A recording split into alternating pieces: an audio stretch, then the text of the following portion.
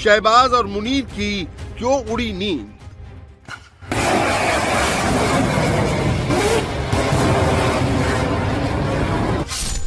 तिकड़ी से निकलेगी पाकिस्तान की हेकड़ी।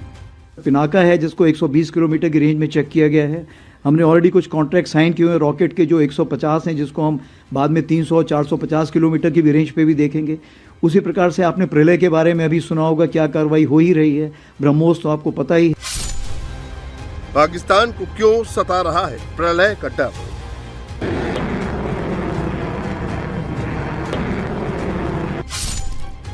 भारत बना रहा है रॉकेट मिसाइल फोर्स। हमसे अगर आप पूछिए तो हम रॉकेट मिसाइल फोर्स की तरफ देख रहे हैं, तो ये समय की मांग है कि हमें ऐसी फोर्स खड़ी करनी पड़ेगी। पाकिस्तान के खिलाफ ऑपरेशन सिंदूर पार्ट 2 की भारत ने तैयारी शुरू कर दी है। ऑपरेशन सिंदूर पार्ट 2 पार्ट 1 से ज्यादा खतरनाक और भीषण होने वाला है, क्योंकि भारत ने एक नई फोर्स के गठन का अनाउंसमेंट कर दिया है। आर्मी चीफ ने बता दिया है कि भारत अब नया रॉकेट मिसाइल फोर्स बनाने जा रहा है।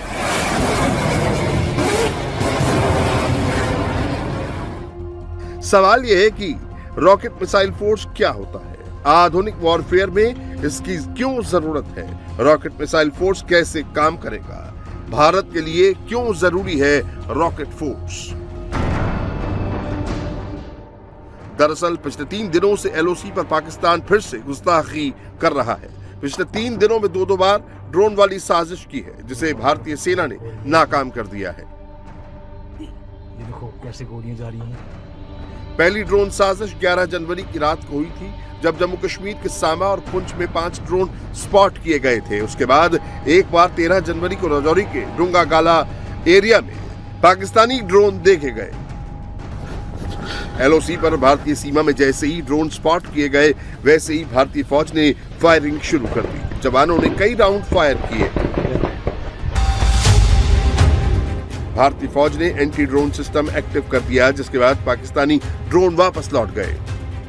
जहां तक ड्रोन का सवाल है, ड्रोन ये आपको देखना ये कौन सा वक्त है। ये वक्त जो है हमारा 15 जनवरी और 26 जनवरी के काफी पास का वक्त है। इस वक्त जो होता है, आप देखेंगे कि पाकिस्तान थोड़ा सा एक खौफ में रहता है कि कोई ऐसी कार्रवाई ना हो। तो ये जो ड्रोन्स अभी हमने देखे हैं, ये बहुत छोटे ड्रोन्स हैं। ये लाइट ऑन करके आते हैं, ये बहुत हाइट पे नहीं जाते हैं, और ये बहुत ही कम देखे गए हैं। जैसे 10 के आसपास तकरीबन 6 से 7 देखे गए थे, 11 और 12 तारीख को 2 से 3 देखे गए हैं।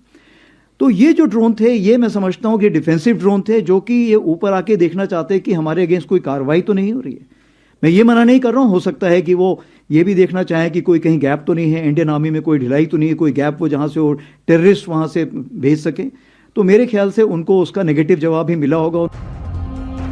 ऑपरेशन सिंदूर पार्ट 1 में मुंह खाने के बाद भी मुनीर की फौज बार बार एलओसी पर ड्रोन भेजने की हिमाकत कर रही है, जिसके बाद भारत ने भी अब ऑपरेशन सिंदूर पार्ट 2 की तैयारी शुरू कर दी है। भारत अब इसके लिए रॉकेट मिसाइल फोर्स बनाने जा रहा है।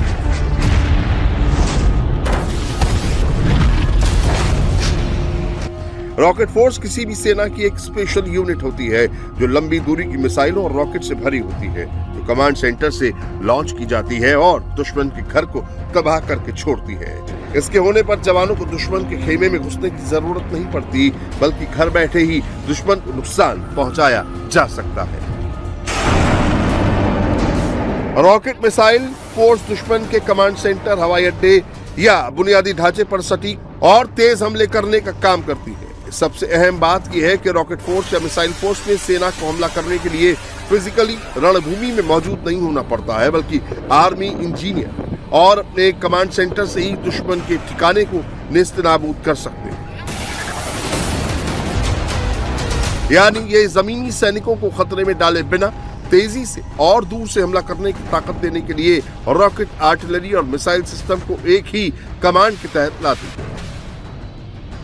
दरअसल ऑपरेशन सिंदूर के दौरान जिस तरह से भारतीय फौज को पाकिस्तान ही नहीं बल्कि परोक्ष रूप से चीन से भी लड़ना पड़ा था।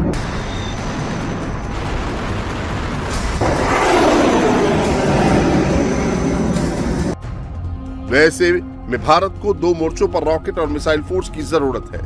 एक और भारत को वेस्ट फ्रंट पर पाकिस्तान से खतरा है तो दूसरी ओर नॉर्दर्न फ्रंट पर चीन है जो पाकिस्तान की मदद कर रहा है और ईस्ट फ्रंट पर अब बांग्लादेश ने भी पाकिस्तान से हाथ मिला लिया है।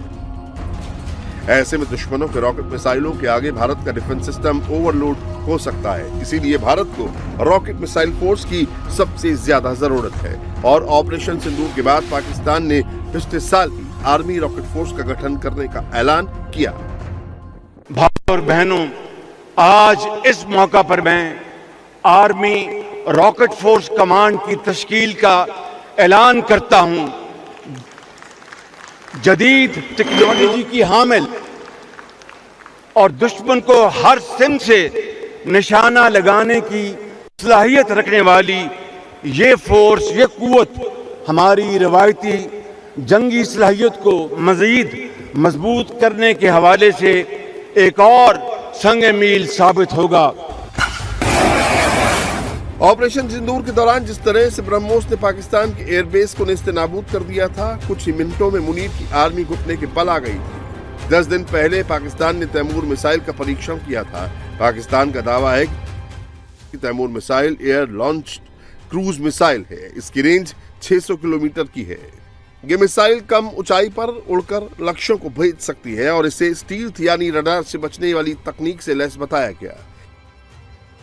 तैमूर के जरिए पाकिस्तान गीदड़ भपकी भी देने लगा है, जबकि ऑपरेशन सिंदूर के दौरान ये साबित हो चुका है कि भारत ने जब उसकी न्यूक्लियर धमकी की हवा निकाल दी तो अब ये तैमूर क्या है। साथ ही भारत ने ऑपरेशन सिंदूर पार्ट 2 की तैयारी के लिए रॉकेट मिसाइल फोर्स के गठन का ऐलान कर दिया।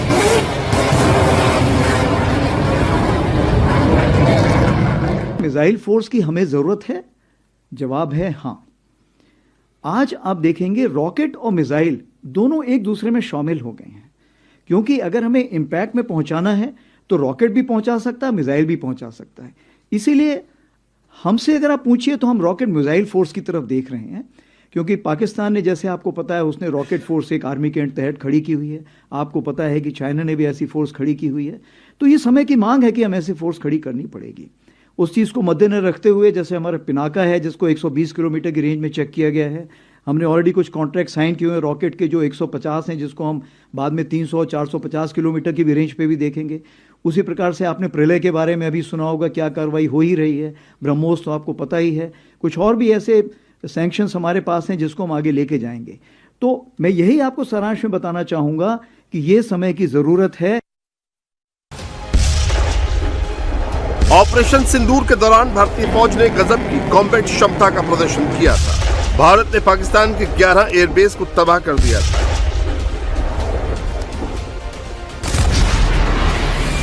यह हमला भारत ने ब्रह्मोस मिसाइल से किया था। इसकी मारक क्षमता, इसका असर और इसकी तबाही देखकर दुनिया दंग थी। यह मिसाइल टेक्नोलॉजी और उसकी मारक क्षमता का ही कमाल था।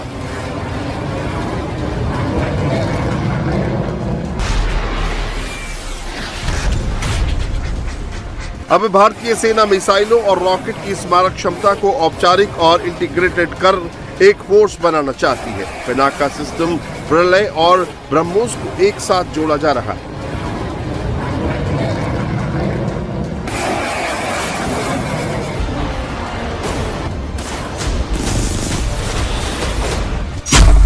पिनाका भारत का अपना मल्टी बैरल रॉकेट लॉन्चर है, जिसे डीआरडीओ ने भारतीय सेना के लिए तैयार किया है। इसे बेहद रफ्तार के साथ और कई सारे रॉकेट दागने के लिए डिजाइन किया गया है। ये दुश्मन की सेना और उनके ठिकानों को निशाना बनाता है। गाइडेड पिनाका की रेंज 120 किलोमीटर है। इसे 150 किलोमीटर तक बढ़ाने के लिए कॉन्ट्रैक्ट हुए हैं। भविष्य में इसके वेरिएंट 300-450 किलोमीटर तक भी पहुंच सकते हैं। भारत की नई रॉकेट मिसाइल फोर्स में दूसरा नाम प्रलय का है, जिससे पाकिस्तान में प्रलय आ सकती है। प्रलय एक कम दूरी की बैलिस्टिक मिसाइल है। इसकी रेंज 150 से 500 किलोमीटर है। इसे दुश्मन के इलाके में अंदर तक जाकर एयरबेस, रडार स्टेशन और कमांड सेंटर जैसे अहम ठिकानों को तबाह करने के लिए बनाया गया है। और तीसरा नाम भारतीय फौज के उस ब्रह्मास्त्र का है, जिसका नाम सुनते ही पाकिस्तान थर थर कांपने लगता है। मुनीर और शहबाज घुटने टेक देते हैं। वो ब्रह्मास्त्र है BrahMos. BrahMos supersonic cruise missile है। ये मैक 3 तक की रफ्तार से दुश्मनों पर वार कर सकती है। इसकी रेंज 290 से 450 किलोमीटर है और इसे जमीन, समुद्र या हवा से लॉन्च किया जा सकता है। ये बहुत सटीक तरीके से अहम ठिकानों पर हमला कर सकती है, जिसका ट्रेलर पाकिस्तान पिछले साल ऑपरेशन सिंदूर के दौरान देख चुका था। और अब अगर पाकिस्तान ने हिमाकत की तो भारत के नए रॉकेट मिसाइल फोर्स की ये तिकड़ी आतंकिस्तान को मिनटों में तबाह कर देगी।